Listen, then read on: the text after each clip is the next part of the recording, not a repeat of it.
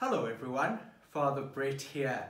Great to have you along with us for this time of preparation for Sunday's readings.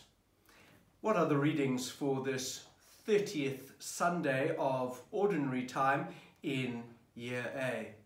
Wow, how quickly the Sundays are rushing past now. Soon we will be in Advent and beginning Year B. So let's have a look at these readings. The first reading is taken from the book of Exodus, chapter 22, verses 21 to 27. And the psalm, our response to that first reading, is taken from Psalm 18. The second reading is from St. Paul's first letter to the Thessalonians, and it continues almost exactly, directly from last Sunday's extract from the same letter. We read verses 5 to 10.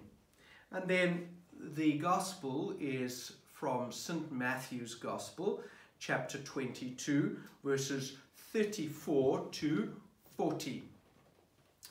Let's have a look at the readings. We'll start with the first reading. That's from the book of Exodus. And we know that Exodus is about the liberation of God's people from slavery in Egypt and their journey through to the promised land. Why did God liberate his people? Because he loved them. Because he heard their cry. Because he wanted to have and establish an even closer bond between him and his people, a covenantal relationship. And with that covenant comes rules and regulations. I will be your God, you will be my people, but we have to interact and be in relationship in a certain way. And these rules and regulations help us to live that relationship. This extract from the book of Exodus contains rules and regulations surrounding three groups of people that we hear about quite often in the Old Testament and also in the New Testament: strangers, widows, and orphans. Now, many of the laws and regulations that the Hebrew people had would have been similar to the rules and regulations of cultures and kingdoms and countries surrounding them. These rules concerning the stranger especially are not found in other cultures, in other countries. It seems just to be here in the Hebrew law. Why? Because God reminds the people that they were once strangers. They know what it's like to live in a different culture, in a different country. They knew, and so they need to have an open and more accepting attitude towards strangers that live in their country, in their culture. At the time, strangers, refugees, migrants, those living in different countries, in different cities, would have had very little recourse to any justice. They had almost no rights. And so this law of the Hebrew people stands in stark contrast to those countries and peoples around them. And that law about welcoming the stranger, being generous and caring and considerate to the widow and the orphan, is because of love, because of God's love for his people. That love needed to be mirrored and repeated and reflected in his people's care for others.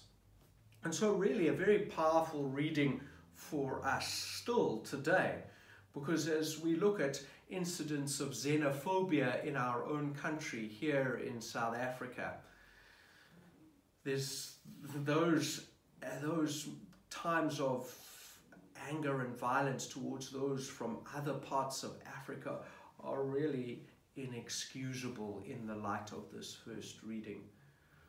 But it's not limited only to us here. We see incidents of this in places like America. Even America, that is supposed to be a country that welcomes and accepts others. This separation of children from their parents at the border, horrific. And so how do we marry our modern behavior with what God has given as law to his people centuries and centuries ago? The second reading is again a reading that contains an element, a sense, an atmosphere of joy. St. Paul is obviously joyful and happy with the church in Thessalonica.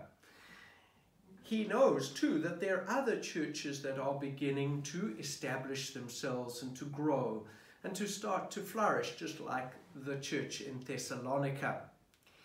And St. Paul says it's not because of him.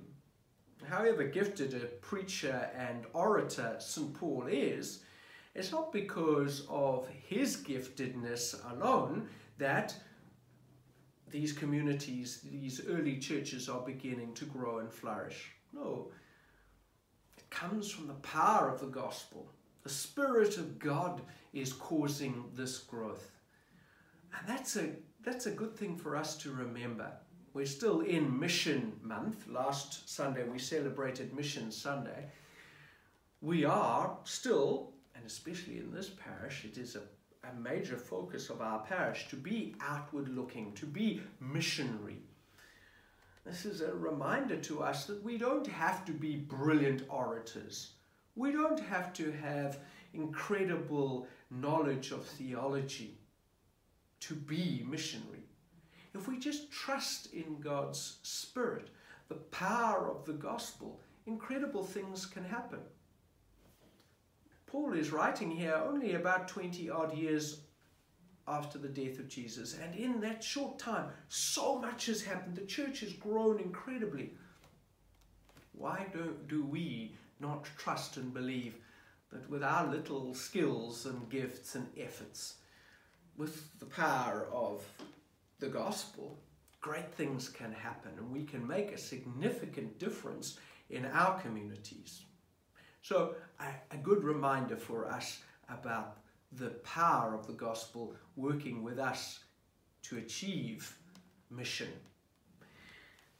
The gospel from St. Matthew's Gospel, chapter 22, has echoes in other gospels as well.